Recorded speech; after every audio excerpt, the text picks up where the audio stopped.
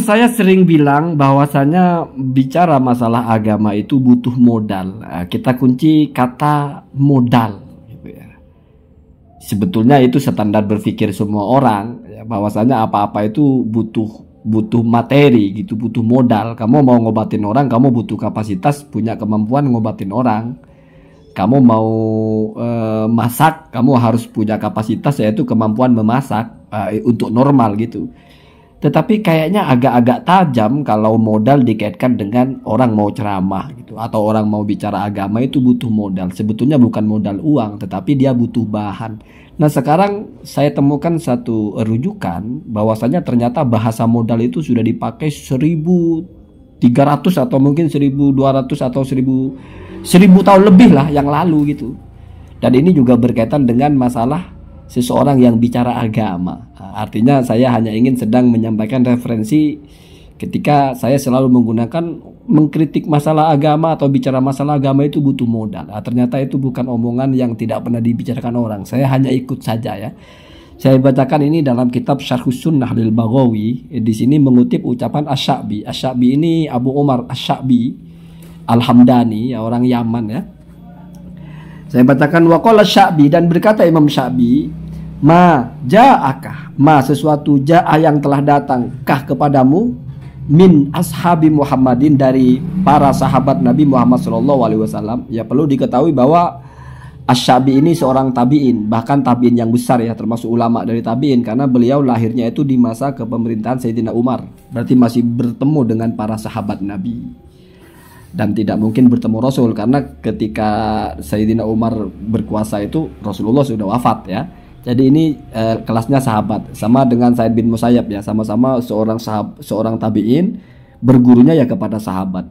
Maka ucapan beliau, ma apa-apa ja'aka yang datang min ashabi Muhammadin sallallahu alaihi wasallam, dari sahabat Nabi Muhammad sallallahu alaihi wasallam, fakhudhu, maka ambillah kalian kepada apa-apa tersebut.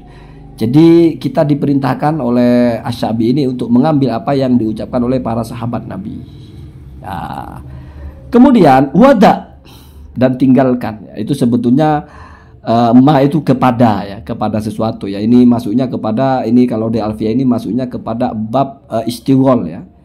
Sebetulnya ma itu menjadi maf'ul bih dari khud, tapi khud juga ada domirnya hu. Berarti ada satu amil yaitu khud, tetapi dia makmulnya dua, yaitu emma dan juga khud, domir hu ya, yang menggantikan dari emma itu sendiri gitu ya. Itu istighol namanya ya. Sama dengan Zaidan dorobtuhu ya. Kalau Zaidan dorobtuhu enggak, kepada Zaid aku memukul, tapi kalau Zaidan dorobtuhu, kepada Zaid aku memukulnya. Nah, yang menasabkan Zaid siapa? Ya dorobtuh. Yang menasabkan domir hu siapa? Ya dorobtuh juga. Itu namanya istighol ya. Jadi satu amil dua makmul. Kalau tanazu kebalikannya, ya dua amil satu makmul ya. Nah, kira-kira begitu ya. Ya mungkin tidak seperti itu ya, silahkan lah ya. Kemudian wada, dan tinggalkan ma apa-apa yaqulu, yang mengatakan ya, yang mengatakan kepada ma itu haula'i as-so'afiqatu ya, bukan as-so'afiqati ya. Haula'i as-so'afiqatu, karena itu menjadi musyar ilaih dari haula'i ya, sama dengan hadza ya. Hadal kitabu ya, itu keliru harkatnya. Haula'i as-so'afiqatu. As-so'afiqah itu apa? Kilah dikatakan as-so'afiqatu itu alladzina yadkhuluna suqa, yaitu orang-orang yang masuk ke pasar ya, orang-orang itu ke pasar bila roksimalin, tanpa membawa modal. Jadi ke pasar mau jualan, ini tujuannya mau jualan ya, bukan mau beli. Tapi dia tidak bawa modal. Ya. Jadi ini kan kaitannya persis. Ini sedang ngicengin orang-orang yang nggak ngerti agama bicara agama. Kalau para sahabat Nabi tidak mungkin mereka bicara agama tidak ngerti agama. Mereka sahabat Nabi, ya, nggak aneh-aneh sikapnya. Nah, ini bicara diferensianya atau berbedanya dengan as-so'afiqo ini. Kalau kita baca di kamus, so'afiqo itu adalah ya so'faqo fiilnya ya, so'faqo yuso'fiqo so'faqotan ya. Kemudian so'afiqo itu adalah yashhadu as-suqo wa yadkhulu ya, wa yashhadu at-tujjara fi suqi ya. Ngelihat orang yang jualan di pasar, dia juga datang ke pasar itu, dia saksikan orang itu, tapi dia nggak bawa modal. Ya mungkin kalau sekarang agak relevan dengan calo ya. Calo kan juga tidak punya modal itu. Artinya dia tidak punya modal untuk dijual, dia jualin barang orang. Tapi kalau calo masih enggak ya. Calo itu modalnya dia skill menyampaikan gitu, walaupun bukan barang dia. Tapi kalau di sini adalah murni bicara, karena ini babnya adalah orang-orang yang tidak menguasai ilmu lalu bicara ilmu agama ya. Jadi itu dianggap orang yang tidak punya modal tapi masuk ke pasar. Mau jualan tapi nggak punya modal. Orang ceramah itu kan jualan, Pak. Maksudnya jualan itu kan dia sampaikan apa yang dia punya. Bayangkan sekarang kamu mau jual sesuatu itu kamu tidak punya. Kalau falsafahnya kan faqidu syai'i la yu'tihi. Orang yang tidak memiliki sesuatu tidak mungkin dia bisa memberikan. Kamu nggak ada ilmunya kok mau ngajarin orang. Orang mau diajarin apa? Itu kan logika sederhana. Kamu mau jualan nggak ada modal. Ya mau kamu jual apa? Orang bisa ngincar keuntungan itu. Yang pertama dia beli dulu barang itu. Artinya dia punya modal. Dia beli barang itu 10 juta. Misalnya dia jual 15 juta. Ya dia dapat keuntungan dari transaksi itu. Tapi sebelumnya dia punya modal. Nanti kamu jawab. Kalau dia produsen. Ya produsennya itu berarti dia memang tidak beli barang itu. Dia buat. Tapi cost untuk membuat itu juga modal malah besar. Kamu harus buat pabriknya. Harus beli bahan-bahannya, semuanya itu kalau kamu mau jualan. Artinya apa? Kalau kamu mau lempar ke sesuatu kepada orang, yang kamu harus punya yang mau dilempar dulu gitu. Sementara penceramah atau YouTuber bicara ilmu itu dia mau ngajarin orang, dia mau menyampaikan sesuatu kepada orang. Terus kalau dia nggak punya orang itu, gimana ceritanya? Logika sederhana ya. Dan ternyata bahasa-bahasa begitu sudah dipakai ulama zaman dahulu, bahkan sekelas tabi'in. Kemudian wakilah dan dikatakan mereka itu as-safiqah itu rudzalatun nasi, adalah sehina-hinanya orang atau orang-orang yang hina. Aroda bermaksudlah ya Asy-Syafi'i ini alladzina kepada orang-orang ya la ilma lahum yang tidak punya ilmu. Fahum maka mereka itu ya tidak punya ilmu tapi bicara masalah ilmu. Fahum maka mereka itu bimanzilatit tujjar, adalah sama dengan atau di posisi atau di tempatnya para pedagang alladzina, di mana para pedagang itu laisa lahum tidak memiliki atau tidaklah dimiliki oleh mereka ra'sumalin, modal sedikit pun. Jadi kalau ada orang tidak punya ilmu itu lalu dia ikut-ikutan ceramah ya. Kalau orang tidak punya duit terus diam nggak ke pasar, ini nggak masuk kepada ini Pak. Ini nggak ikut-ikutan seolah-olah seperti pedagang, ikut-ikutan seolah-olah seperti penceramah padahal nggak ada modalnya.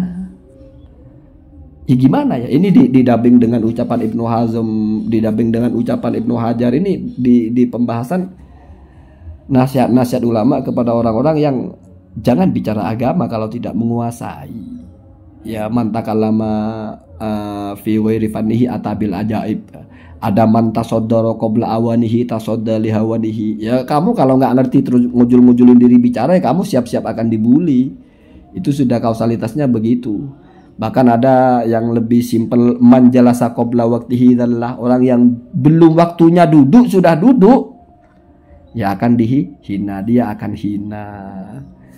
Jadi sebetulnya sudah kausalitas saja ya, ketika orang nggak ngerti apa-apa banyak bicara masalah ilmu apapun sebetulnya, apalagi terlebih masalah ilmu agama, ya akan dibully. Dan itu sudah tercipta, entah dibully di YouTube, dikritik, di roasting dan sebagainya. Itu jadi hanya pelaksanaan dari apa-apa yang sudah diucapkan oleh para ulama, bahwasanya hina orang itu kalau belum menguasai sesuatu sudah tampil. Ya orang musisi saja Pak, kalau dia misalnya masih latihan sudah naik panggung gimana? Kan ditimpukin. Atau seorang peraga model lah, belum selesai make upnya, baru separuh mukanya dicat, separuhnya belum, sudah naik panggung, gimana ceritanya? Artinya belum siap gitu loh, belum matang gitu. Kamu goreng telur aja kalau belum matang, ya tapi bagus telur setengah matang, oke. Ya memang sekarang memang semuanya sudah ada bantahannya ya, tapi itu kan statusnya dia selesai, tapi di posisi memang setengah matang. Ya. Kalau misalnya kamu minta sesuatu yang sudah matang, kamu rebus di tengah-tengah, kamu sajikan ke orang, kan ngamuk orangnya Pak. Ya sesederhana itu sebetulnya. Cuma sekarang lagi-lagi bicara apa standar matangnya. Apa semua orang lalu tidak boleh bicara agama, ya itu agak repot ya. Boleh-boleh aja kalau coba mau bicara fardunya wudu adana, bicara cara wudu. Tapi kalau sudah bicara yang rumit-rumit, bongkar-bongkar kitab, baca-baca kitab padahal ngerti juga enggak. Wah, itu yang repot ya. Jadi ingat ya, bicara modal itu berarti ilmu. Pedagang itu harus punya modal, penceramah harus punya ilmu. Kalau nasab, nasab nggak modal berceramah pak. Walaupun laku dijual, tapi bukan modalnya untuk berceramah. Nggak ada orang lalu anaknya keturunan Rasulullah lah ya, atau anaknya Kiai atau anaknya siapa, lalu dia punya modal untuk berceramah. Nggak bisa begitu. Kenapa? Karena masa nasabnya mau diceritakan ke orang kan jadi lucu. Kalau mau bicara kitab, bicara agama ya modalnya harus ilmu itu sendiri. Dan ini sinkron ya. Jadi awalnya kita bicara siapa yang harus diikuti, yaitu para sahabat Nabi. Ucapan-ucapan mereka kita ikuti. Lalu bicara siapa yang tidak boleh diikuti.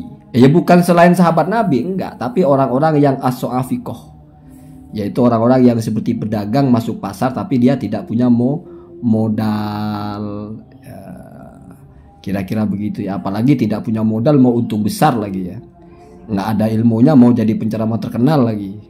Wah repot itu ya. Polusi ya. Polusi ya. Itu yang menjadi pemicu beredarnya konten-konten dakwah yang tidak sehat ya. Mestinya kalau makanan itu bisa ditangkap ya. Tapi karena dakwah belum ada, penangkapan orang asal ceramah ya, jadinya aman-aman saja ya. Allahumma hadina hadasamil